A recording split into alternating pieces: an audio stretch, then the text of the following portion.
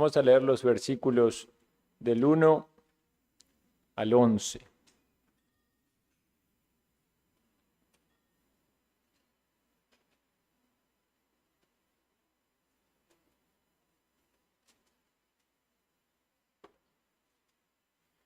Dice así la santa palabra del Señor.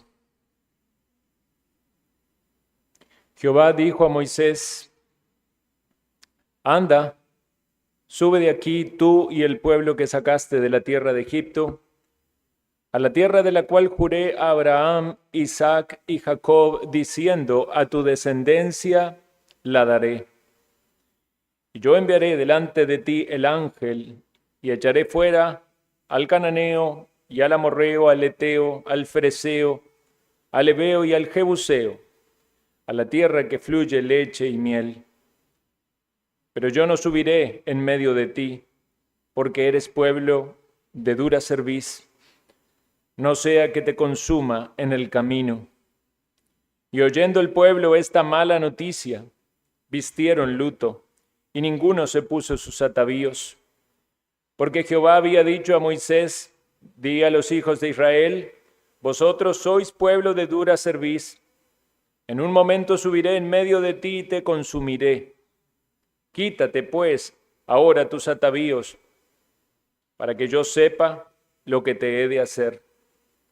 Entonces los hijos de Israel se despojaron de sus atavíos desde el monte Horeb. Y Moisés tomó el tabernáculo y lo levantó lejos, fuera del campamento, y lo llamó el tabernáculo de reunión. Y cualquiera que buscaba a Jehová salía al tabernáculo de reunión que estaba fuera del campamento. Y sucedía que cuando salía Moisés al tabernáculo, todo el pueblo se levantaba y cada cual estaba en pie a la puerta de su tienda y miraban en pos de Moisés hasta que él entraba en el tabernáculo. Cuando Moisés entraba en el tabernáculo, la columna de nube descendía y se ponía a la puerta del tabernáculo, y Jehová hablaba con Moisés. Y viendo todo el pueblo la columna de nube que estaba a la puerta del tabernáculo, se levantaba cada uno a la puerta de su tienda y adoraba. Y hablaba Jehová a Moisés cara a cara, como habla cualquiera a su compañero. Y él volvía al campamento, pero el joven Josué, hijo de Nun, su servidor, nunca se apartaba de en medio del tabernáculo. Vamos a orar. Señor Dios, gracias te damos por tu santa palabra.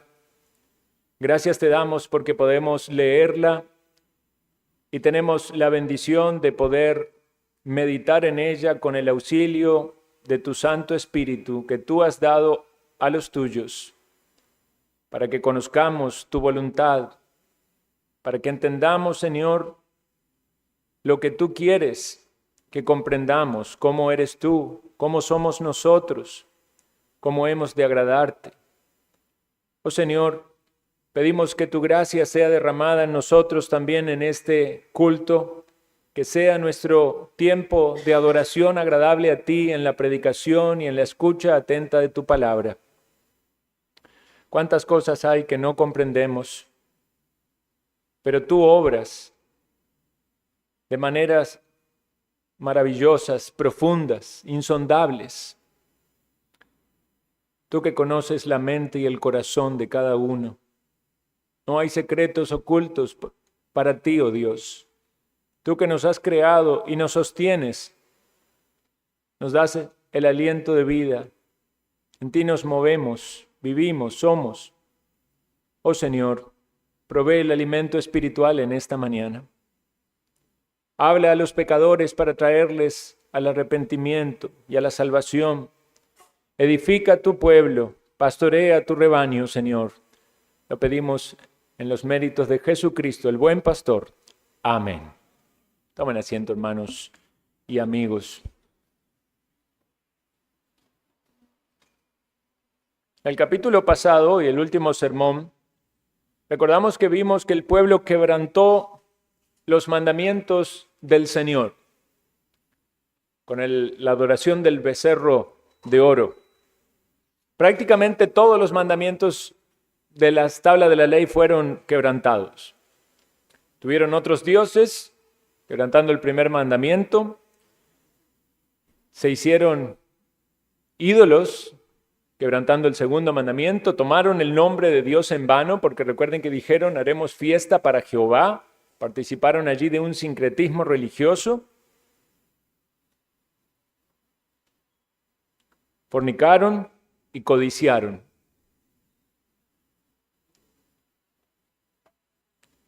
Todo eso muy poco tiempo después de que el pueblo había tomado y recibido ese pacto de Dios de andar en sus caminos y hacer todo lo que Él mandare. Evidentemente fue un tiempo trágico en la historia del pueblo de Israel, y Moisés, como el líder y el siervo de Dios que intermediaba por ellos, bajó con ese conocimiento de la gravedad de la situación y del pecado, y en esta ira santa quebró esas tablas de los mandamientos escritas con el dedo de Dios. Reprendió a Aarón por su pecado y a todo el pueblo por ese acto de desobediencia tan terrible. Hubo un castigo civil porque recuerdan que convocó a aquellos que estaban del lado de Jehová y de su lado para aplicar un juicio, un castigo civil, incluso sobre aquellos que eran sus propios familiares. Y los hijos de Aarón tomaron esta responsabilidad de aplicar el castigo o el juicio de Dios y murieron allí como 3,000 personas. Y eso no fue todo, porque luego viene la plaga de Dios sobre el pueblo, de lo cual no tenemos mucho registro, pero entendemos, según nos dice al final del capítulo 32, que hirió al pueblo, y esto implicaba otro juicio de Dios. Entonces, todo esto que estamos viendo, esta historia de los mandamientos de Dios, la descripción de la santidad de Dios, el temor que debe tener el hombre de Dios, y por el otro lado, el quebrantamiento de la ley, el pecado del hombre, nos muestra este gran contraste entre la santidad de Dios y la pecaminosidad humana. Cuando hablamos, por ejemplo, del castigo del infierno, que eso es algo que cuesta en la mente humana poder dimensionar. Lo que leemos en las Escrituras y percibimos y entendemos es que es algo terrible, es algo tremendo. Las descripciones que tenemos en la Biblia del infierno, como un lago de fuego y azufre, el fuego que nunca se apaga, el gusano que nunca muere, las densas tinieblas, es algo espantoso. Pero nunca vamos a poder comprender que el infierno es un castigo adecuado para los pecadores, a menos que tengamos en alguna medida una clara revelación de la santidad de Dios. Por eso muchas personas niegan el infierno y dicen, ¿cómo? Un Dios de amor va a mandar gente al infierno para siempre. ¿Cuál es el problema de esa apreciación de ese castigo? Es que es un castigo muy severo para algo que no es tan severo. El pecado a los ojos de esa persona no es tan severo. Pero si comprendiéramos la grandeza de la santidad de Dios, entenderíamos también por qué ese castigo debe ser tan severo, porque Dios es muy santo. Y también Dios es justo. Entonces Dios tiene que castigar con justicia. Y el castigo es conforme a la gravedad de la culpa. Por eso es necesario el infierno. Y por eso Dios ejecuta ese castigo a los pecadores.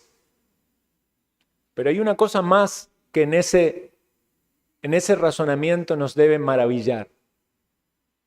Si Dios es tan santo que es necesario un infierno eterno para castigar el pecado, pero a la vez es tan misericordioso que salva gente y que la salva por gracia, pero no deja de ser justo ni deja de ser santo, entonces podemos maravillarnos en pensar en la santidad y en la justicia de Cristo, que pagó por los pecados de su pueblo. En estos textos que estamos meditando, hermanos, evidentemente en la revelación progresiva de Dios en el Antiguo Testamento, en el Antiguo Pacto, vamos conociendo más del Dios que se va revelando a sí mismo, de esa santidad, de esa justicia y también de esa misericordia y también eso que va apuntando hacia la necesidad de un Mesías, de un Redentor, de un Salvador. Evidentemente, de este lado de la historia tenemos mucha claridad que todo apunta a Jesucristo. Pero hay muchas personas que aún no ven a Cristo glorioso, no se deleitan en Él, no lo aman, no lo siguen. Puede ser que están necesitados de este entendimiento, tanto de la santidad de Dios como de la justicia de Dios, como de la misericordia de Dios en enviar a un Salvador. Seguimos tratando en esta dinámica de la relación o el trato de Dios con el pecado. Y lo primero que consideremos es esta separación que se produce entre Dios y el ser humano a causa del pecado. Y aquí lo vemos en este texto, en su trato con Israel. Pero podemos sacar aplicaciones para todos, incluso creyentes o incrédulos. Los primeros 3 versículos de este texto nos manifiestan el desagrado de Dios por el pecado de su pueblo. Perciban ustedes que hay una distancia de Dios en cómo trata o se refiere al pueblo. Le dice a Moisés: sube de aquí tú y el pueblo que sacaste de Egipto. Pareciera ser que Dios se está distanciando del pueblo. Percibamos en el lenguaje de la palabra inspirada de Dios lo que se está comunicando. Dios está detestando cuán abominable es el pecado y manifestando esta separación, esta distancia con su pueblo, aun cuando Él permanece fiel al juramento y al pacto, porque menciona allí el juramento a Abraham, a Isaac y a Jacob, y Él se mantiene fiel al pacto. Recuerdan ustedes que en el capítulo anterior, lo terrible del pecado, esa intercesión de Moisés fue con estas palabras. Capítulo 32, versículo 12 dice: vuélvete del ardor de tu ira y arrepiéntete de este mal contra tu pueblo. Dios decía que lo iba a eliminar, ¿verdad? El pueblo. Versículo 13: acuérdate de Abraham, de Isaac, de Israel, tus siervos, a los cuales has jurado por ti mismo y le has dicho: yo multiplicaré vuestra descendencia como las estrellas del cielo y daré vuestra descendencia toda esta tierra que he hablado y la tomarán por heredad para siempre. El versículo 14: entonces Jehová se arrepintió del mal que dijo que había de hacer a su pueblo. Entonces Dios va a cumplir su palabra, no va a exterminar el pueblo. Él va a cumplir su pacto. Pero noten que eso no significa de que Dios pasa por alto la gravedad de este pecado y todo sigue igual. Hay una clara señal de Dios de su desagrado. El versículo 2 le dice: enviaré el ángel delante de ti. ¿Verdad? Algunos se preguntan quién es este ángel, si es una referencia a Cristo preencarnado o es un ángel creado designado para este propósito. No se ahonda en el texto, pero lo que entendemos en el contexto es que más bien Dios está tomando distancia de Israel, aunque sigue fiel a su pacto. Y esto es por el rechazo acerca del pecado. Es decir, Dios va a cumplir su propósito de meterlo en la tierra. Sin embargo, Dios le dice: voy a enviar el ángel delante de ti, pero mi presencia no va a estar en medio de ustedes. Y es importante entender esto en este capítulo, porque generalmente cuando leemos este capítulo, leemos el título y nos vamos a la segunda parte del capítulo, donde se promete la presencia de Dios, ¿verdad? Donde Moisés pide, eso lo vamos a ver en el sermón siguiente. Pero esta primera parte presenta el problema, el gran problema que hay. Entonces no debemos evitar dimensionar la gravedad del problema para que luego también nos gocemos al ver la misericordia y la solución de Dios. Pero consideremos el problema. Dios está diciendo que va a retirar su presencia, no completamente, pero de alguna manera una presencia especial de Dios en medio del pueblo.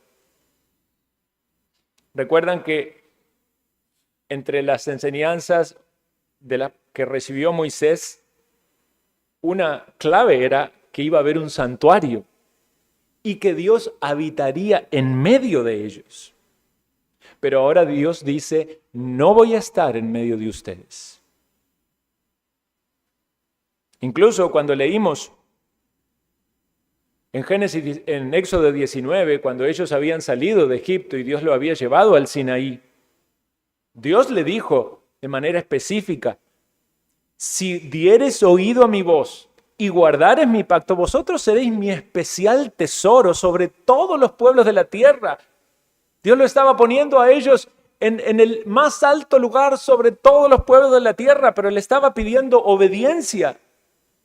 Vean lo que les dice allí.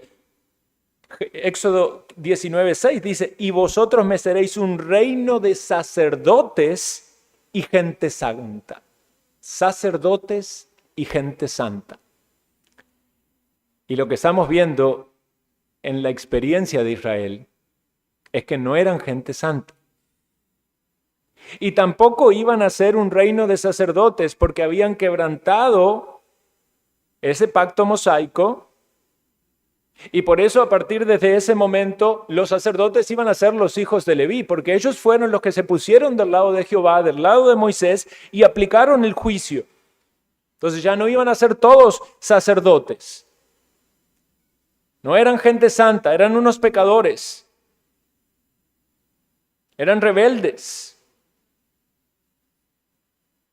Y esta es una de las razones por las cuales entonces Dios está distanciando del pueblo, separando del pueblo, no abandonándolos. Él va a cumplir su pacto, pero se está mostrando a ellos en su desagrado por el pecado del pueblo. Esto nos tiene que hacer pensar, hermanos y amigos, que Dios no trata ligeramente con el pecado. No es borrón y cuenta nueva. No es tabula rasa y nos olvidamos de todas las cosas. No, hay un sentido de justicia en Dios tan grande, tan genuino, que no funciona así nomás como esconder los problemas debajo de la alfombra. Necesita ser tratado.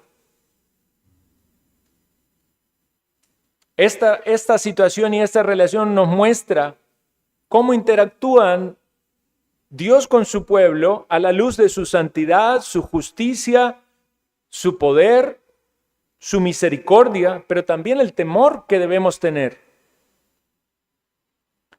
Y esta separación entre Dios y el hombre siempre es por pecado. Nosotros usamos casi que en el primer paso de evangelismo, ¿verdad? Cuando usted evangeliza a alguien, uno de los primeros versículos que usamos hablando del pecado, ¿cuál es?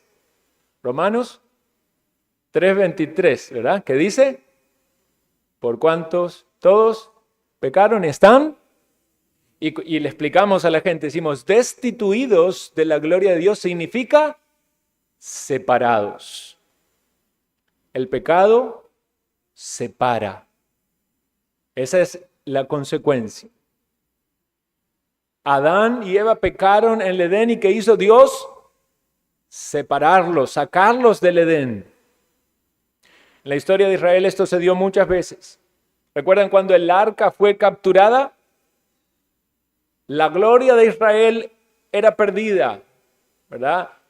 Nació aquel niño y dijo, la madre, Icabod, la gloria del Dios de Israel era separada. En la profecía de Ezequiel, la gloria que estaba en el templo, ¿qué pasa a causa del pecado? Se va su presencia de allí. Jesús mismo le dice a la casa de Israel que iba a ser dejada desierta. Hay una separación entre Dios y aquellos que están en pecado.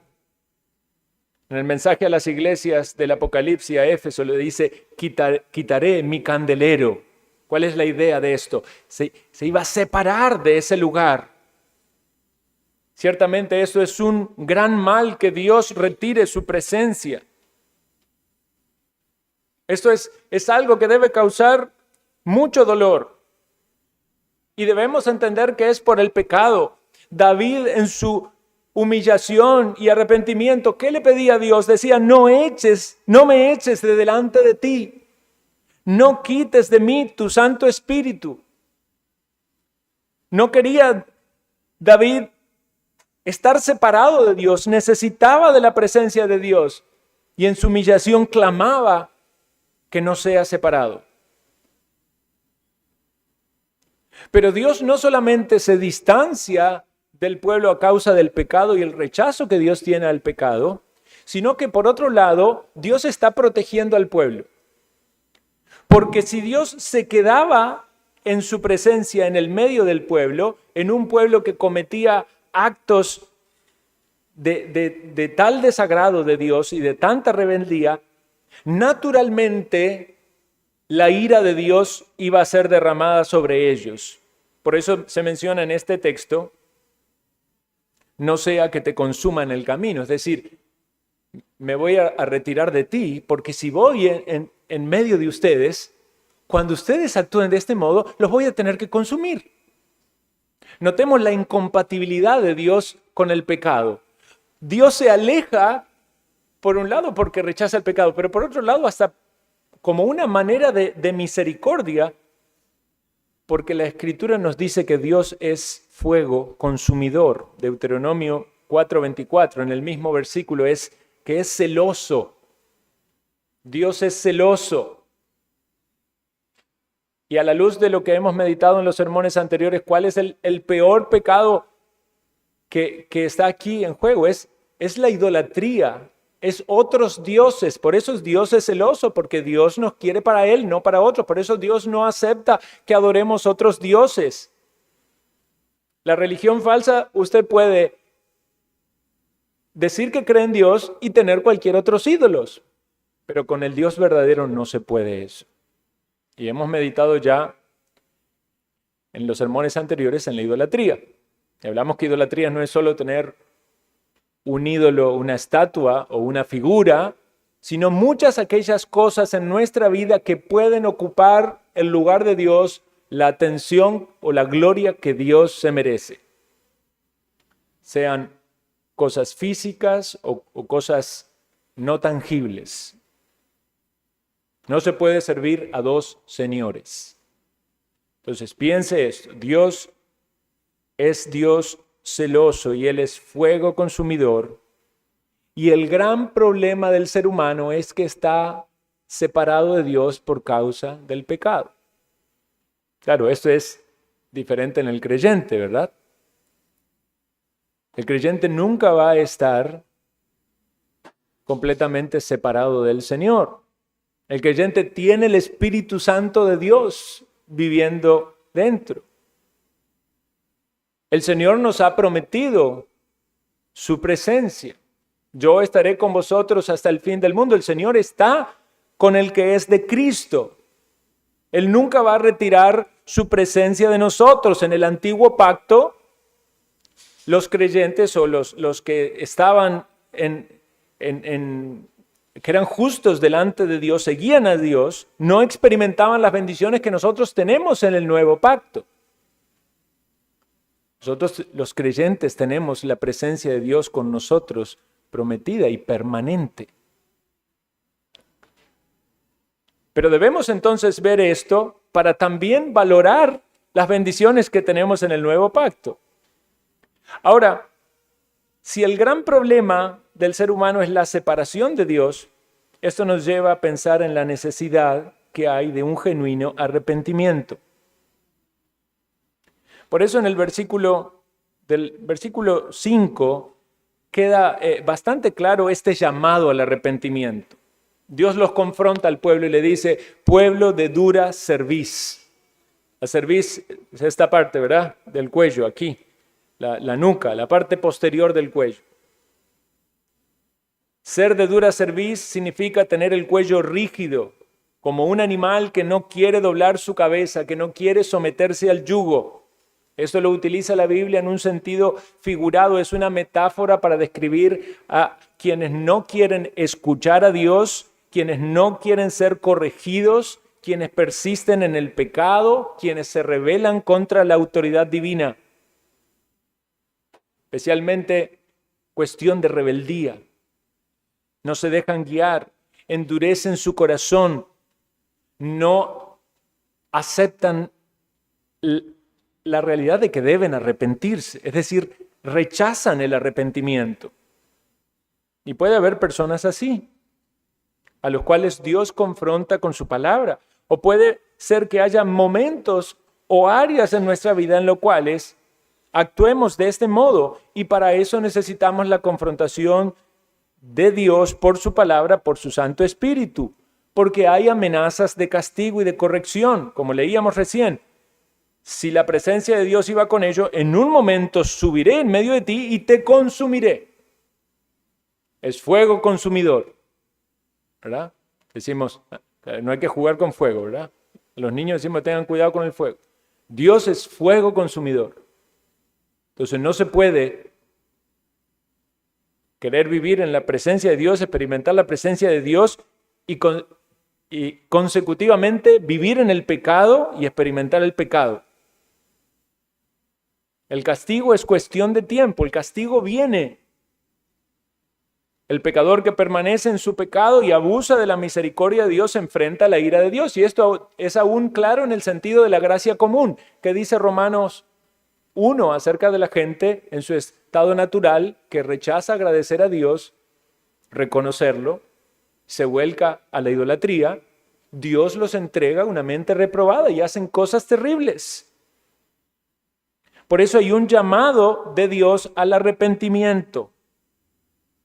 Dice en el texto aquí, quítate pues ahora tus atavíos para que yo sepa qué te es de hacer. Dios está mandándoles a que demuestren de una manera bien clara, visible, que ellos estaban arrepentidos.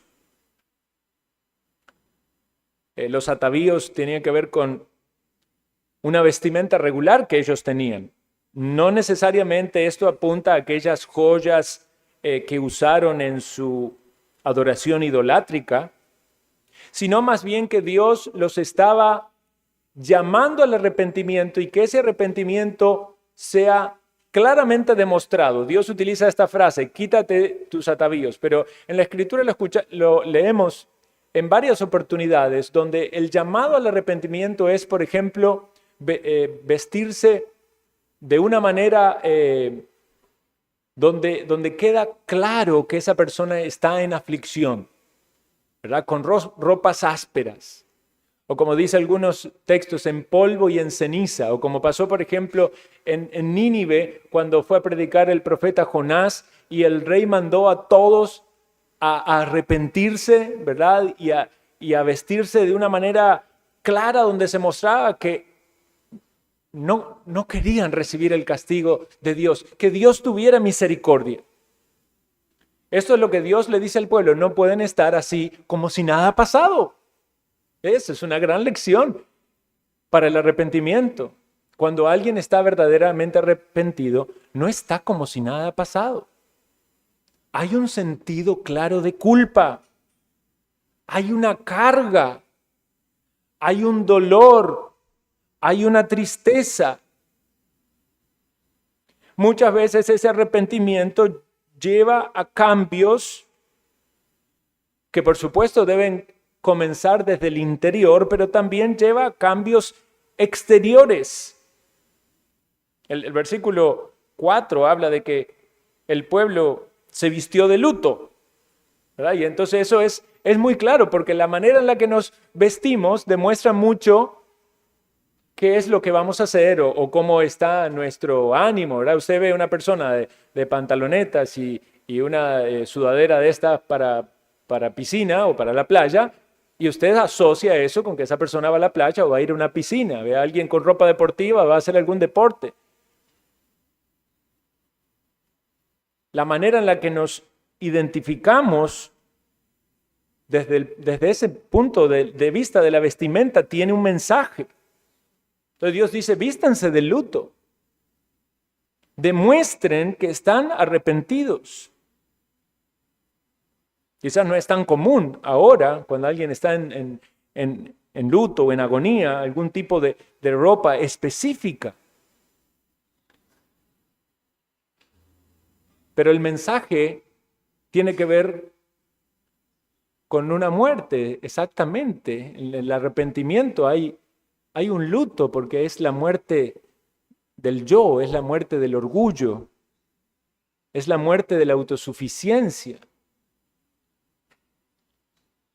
Sabemos que no es que cuando estamos arrepentidos va a ser algo completo, como si no necesitáramos arrepentirnos más. Sabemos que debemos arrepentirnos toda la vida. Hay un arrepentimiento inicial en la experiencia del cristiano cuando alguien comprende el mensaje del Evangelio, de lo que hizo Cristo en la cruz y sabe que debe arrepentirse, y quizás aunque haya uno que otro pecado que carga un poco más la conciencia, el arrepentimiento es por todos los pecados.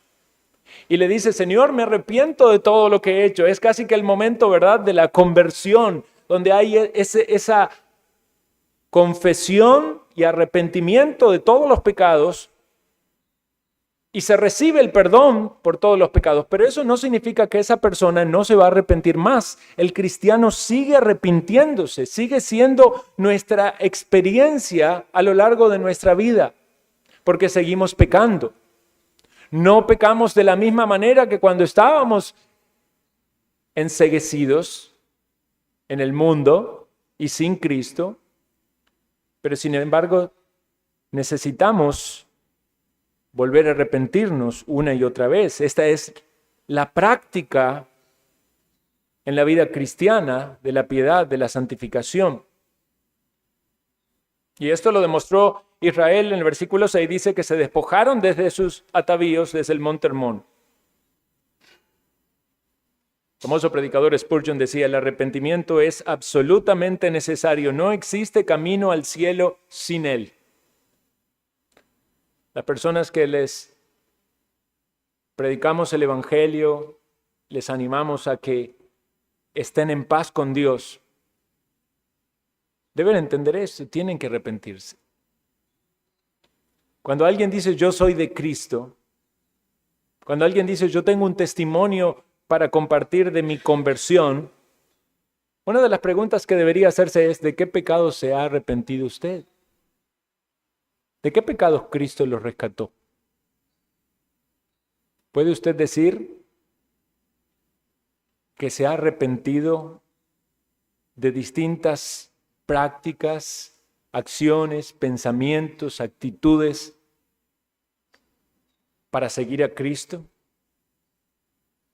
Juan Calvino decía, el arrepentimiento no es solo la tristeza del alma y la detestación del pecado, sino también un cambio de vida y un giro hacia Dios. Ese cambio de 180 grados de dejar de vivir para el yo, para los placeres, para el mundo, para seguir a Dios. Esa es la demostración de que el pueblo quiere acercarse a Dios. Si Dios le está mostrando lo terrible alejándose del pueblo, el arrepentimiento del pueblo debía ser demostrado acercándose a Dios.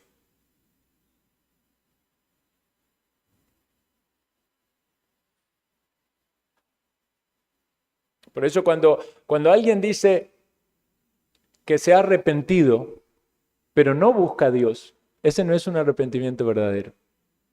Alguien puede decir que se arrepintió de tal o cual cosa por los temores a las consecuencias. Se arrepintió de una mala acción por un castigo civil o quizás para no tener una carga en su conciencia. Pero si alguien verdaderamente se arrepiente de sus pecados, lo que hace es buscar a Dios. Aunque es Dios el que le confronta y le marca el pecado, el que mete el dedo en la llaga, pero es Dios también el médico divino y es a Él a quien va para recibir de Él el perdón y el consuelo. Todo esto que pasa con el pueblo de Israel y con Dios y con Moisés allí interactuando, desde el versículo 7 en adelante se muestra una nueva dinámica. Moisés toma el tabernáculo, aunque debemos recordar que no es el tabernáculo con las instrucciones que Moisés recibió, porque ese todavía no estaba construido. Esta es una tienda. Es una tienda que se utiliza provisoriamente para que Dios manifieste su presencia. Pero noten que en el versículo 7 dice que lo tomó y lo llevó fuera del campamento. ¿Por qué lo lleva fuera del campamento? Y dice que lo levantó lejos. ¿Por qué lejos? Porque Dios ya había dicho que él se distanciaba del pueblo. Y si Moisés no hacía eso, ¿qué peligro había? Que Dios los consuma. Entonces, la tienda se levanta allí lejos y hay una nueva dinámica en el cual cualquiera que buscaba a Dios, noten que el pueblo tenía la responsabilidad de buscar a Dios. Tenía que ir entonces fuera del campamento donde estaba esta tienda. Entonces, precisamente esto de buscar a Dios es una manifestación del arrepentimiento. Hermano y hermana, cuando pecamos, si estamos cerrados en nuestro corazón a orar, a confesar y a buscar a Dios, la experiencia es que no estamos arrepentidos. Si usted quiere estar arrepentido, lo que tiene que hacer es buscar a Dios. No espere a decir hasta que yo no sienta que esto me duele, voy a buscar. No, busque a Dios. El arrepentimiento puede ser un proceso también, ¿verdad?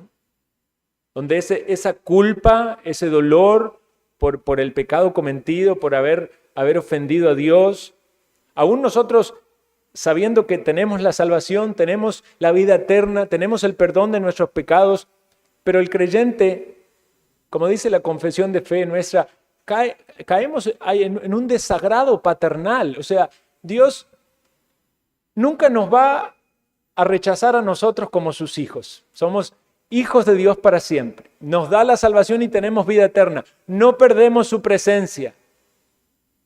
Pero de algún modo, cuando pecamos, hay algo que se pierde, se opaca en nuestra relación con Dios, aun cuando todas las promesas de Dios siguen con nosotros. Dios no está contento con nuestro pecado. Sí, nuestro pecado fue cargado en Cristo, pero también es necesario que vayamos una vez más a la cruz, que confesemos nuestras faltas, porque Dios ha provisto los medios para que ese arrepentimiento sea renovado. Y esa es una de las promesas de todos los verdaderos creyentes, que no vamos a morir en el pecado, vamos a ser renovados para ese arrepentimiento. Los que se apartan de la fe y rechazan a Cristo y perseveran en el pecado no son verdaderos creyentes, son apóstatas.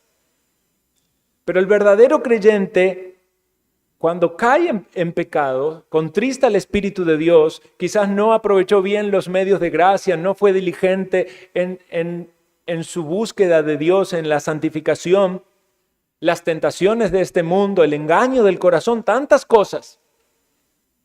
Pero tiene el recurso de la confesión. Tiene la posibilidad de ir a Cristo en su trono de misericordia y gracia. De confesar sus faltas y renovar y recuperar esa comunión que ha perdido. Pero seguimos arrepintiéndonos. Por eso aquí el pueblo tenía que buscar a Dios y además noten, debía mostrar sumisión, algo que había sido antes probado y no habían cumplido. porque como Moisés no bajaba del monte en su impaciencia, ellos hicieron ídolos. Ahora tenían que esperar. Era Moisés el que iba a ir al tabernáculo a hablar con Dios y ellos tenían que esperar. Noten, buscaban a Dios con reverencia. Cuando Moisés entraba en la tienda, el pueblo, cada uno estaba parado frente a su tienda. Noten el contraste entre el pueblo desenfrenado en idolatría inmoral y este pueblo ahora experimentando este arrepentimiento en dependencia de Dios, vestido de luto. Cada uno frente a su tienda esperando lo que Dios iba a decir por medio de este intermediador, que tipológicamente aquí es Moisés, pero apunta a Cristo.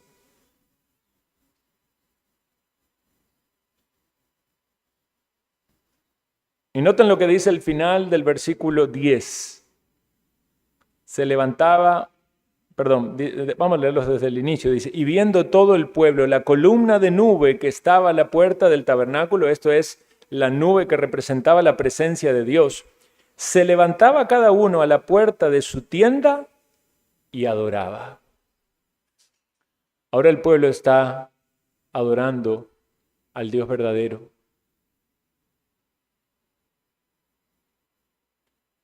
Experimentando el arrepentimiento y de algún modo también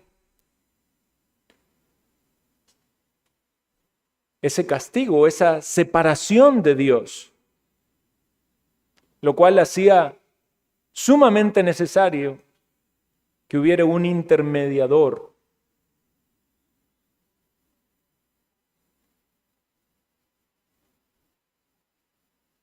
Martín Lutero dice, cuando nuestro Señor y Maestro Jesucristo dijo arrepentíos, quiso decir que toda la vida del creyente fuera un arrepentimiento. Pero notemos entonces, en tercer lugar, la necesidad de intermediación. Hay un gran problema, el problema de la separación. Hay una necesidad de arrepentimiento, pero también hay una necesidad de intermediación. Y esto está claramente figurado aquí por esta tienda del encuentro, este tabernáculo. Vean, en el tabernáculo, ¿verdad? También obviamente lo vamos a ver luego en el tabernáculo ya construido, posteriormente en el templo. Pero ¿cuál es el simbolismo claro? Es la presencia de Dios entre los hombres. En esta tienda, allí estaba Moisés, un hombre, ¿verdad? En su humanidad, el siervo utilizado por Dios, pero estaba también la nube que representa la presencia de Dios. Allí se encontraban. Y ese era el lugar del encuentro de Dios con los hombres. En Cristo Jesús es Dios y hombre. Dios real, hombre real. Y viene a este mundo para manifestar la gloria de Dios en su obra redentora. Él es la imagen del Dios invisible. Moisés allí en esa tienda dice que hablaba cara a cara con Dios. Ahora debemos entender esto correctamente. Lo hemos mencionado muchas veces, pero necesitamos siempre volver a esto. Dios es espíritu. Dios no tiene partes en su cuerpo, no tiene cara, no tiene manos, no tiene pies, aunque la Biblia está llena de figuras que nos hablan de partes de Dios como si tuviera un cuerpo. De hecho, tampoco podemos pensar de que Moisés estaba viendo la esencia de Dios, porque más adelante en el mismo capítulo Dios dice, nadie verá mi rostro y vivirá. Entonces nadie puede ver la esencia de Dios y vivir. Moisés le pide luego ver la gloria de Dios y tan solo Dios le permite ver un destello de su gloria. Él lo dice con esta frase, sus espaldas. Pero Jesucristo el Hijo de Dios encarnado. Él podía decir en su oración al Padre: Padre, glorifícame al lado tuyo con aquella gloria que tuve contigo antes que el mundo fuese. El Hijo y el Padre en completa intimidad, unidad. Moisés era un hombre más con pecado, pero Dios utiliza esta figura de intermediación en esta tipología que apunta a Cristo. Pero es Jesucristo el verdadero intermediador que necesitamos. Es Dios y es hombre. Y es el que fue a la cruz cargando nuestro pecado. Es el que en la cruz sufrió por nosotros, pagó el precio de nuestros pecados para librarnos de la condenación. Y hablábamos de lo terrible de la condenación al inicio. Entonces, dimensionemos la santidad de Jesucristo para que Él, por su muerte, sea el pago aceptable a Dios Padre para nuestra redención. Hay mucho más para decir en lo que sigue de este capítulo, pero no quiero adelantarme. Quisiera tomar estos últimos minutos para pensar en lo que hemos leído, meditado y reflexionar en nuestra propia vida. Hermanos, en primer lugar, pensemos como creyentes las bendiciones que tenemos en el nuevo pacto. En el nuevo pacto, Dios ha hecho en nosotros, por su gracia, el milagro de la salvación, transformando nuestro corazón, sacando nuestro corazón de piedra y poniendo un corazón de carne. Nosotros somos tan duros de cerviz como este pueblo. Tenemos ídolos. En nuestra humana debilidad, el hombre se llena de ídolos y se aparta de Dios mucho más rápido de lo que cree. En sus propias fuerzas, su justicia no le dura mucho tiempo. Pero Dios en el nuevo pacto hace una obra de transformación desde el interior, saca ese corazón de piedra, pone un corazón de carne para que andemos en sus caminos. Esa es una realidad espiritual solo para aquellos que están en Cristo, que han puesto la fe en Cristo confiando de que Él murió para salvarles y que le siguen de todo corazón. ¿Es esa su realidad?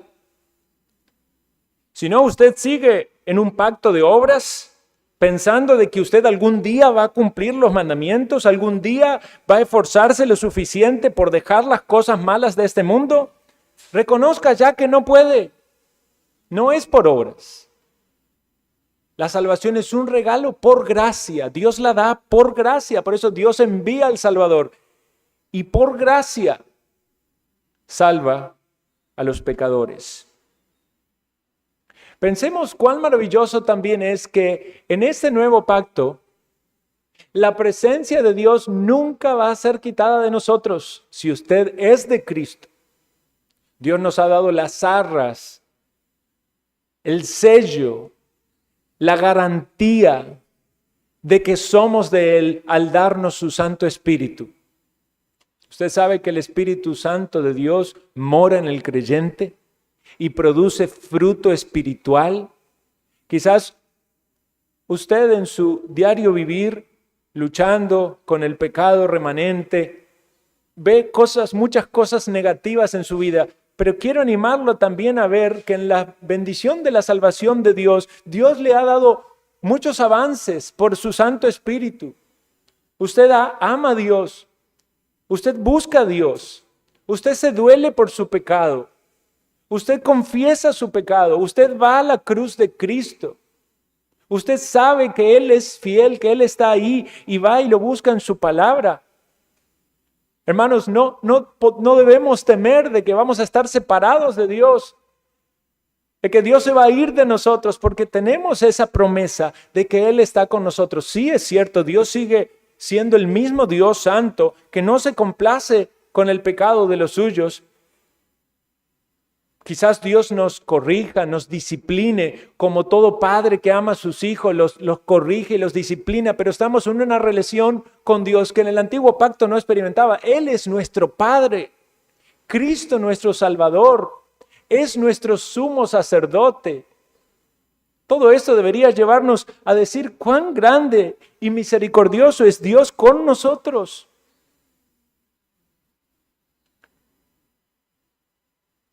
Usted puede llegar a la presencia de Dios en su propia oración. No necesitaba ir a un lugar, salir lejos al tabernáculo o a la tienda. Usted, en su relación con Dios, a través del mediador perfecto que es Jesucristo, usted puede decirle: Dios, perdóname. Dios, límpiame. Dios, quiero crecer. Quiero cambiar. Quiero adorarte. ¿Experimenta usted una relación real con Dios de adoración a través de Jesucristo? ¿Sabe que el Espíritu de Dios mora en usted? Y hermanos, cuando pecamos, contristamos al Espíritu de Dios. Por eso necesitamos tanto los medios de gracia, porque los medios de gracia son un refreno para nuestra naturaleza inclinada al mal. Pero a su vez, también es una puerta abierta para que confesemos aquellas cosas que en el diario vivir vamos fallando. Por eso necesitamos que nuestros pies sean lavados para seguir al Maestro. Ya nos ha lavado Él por completo, pero necesitamos una y otra vez del agua de la palabra, de la obra del Espíritu.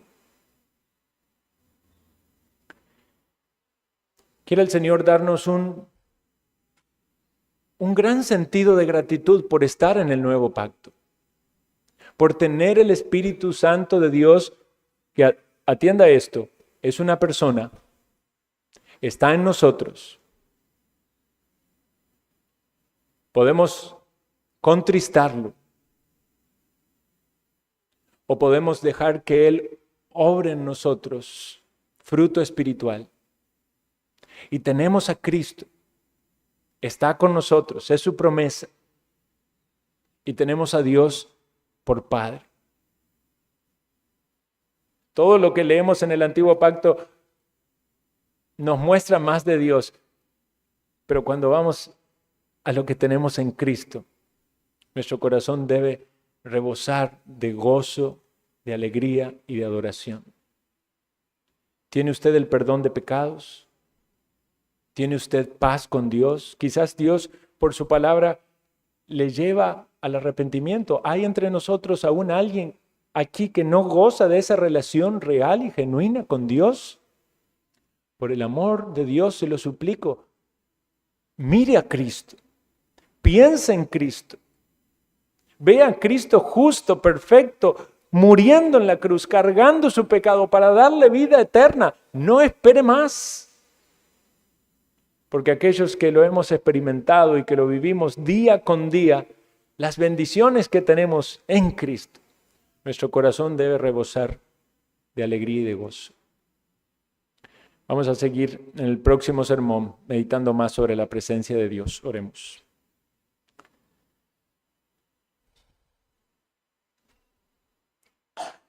Tú eres santo, Dios, 3 veces santo. Y cuánto necesitamos de Jesucristo, nuestro amado Salvador. Gracias por su vida santa, perfecta, su obra en la cruz, su intermediación por nosotros. Gracias, Señor, por el perdón de nuestros pecados. Gracias por tu presencia en nuestras vidas. Señor, obra en medio de tu pueblo para que nuestro arrepentimiento sea genuino, real, diario. Muéstranos nuestras faltas, haznos más conscientes de tu santidad y que en esa actitud y espíritu correcto delante de ti podamos adorarte en los méritos de Cristo. Señor, si entre nosotros hay personas que aún cargan sus pecados y van camino a la condenación, tú tienes el poder, oh Padre, de salvarles, traerles a los pies de Cristo. Obra, Señor, en ellos. Muestra tu gracia. La pedimos en los méritos de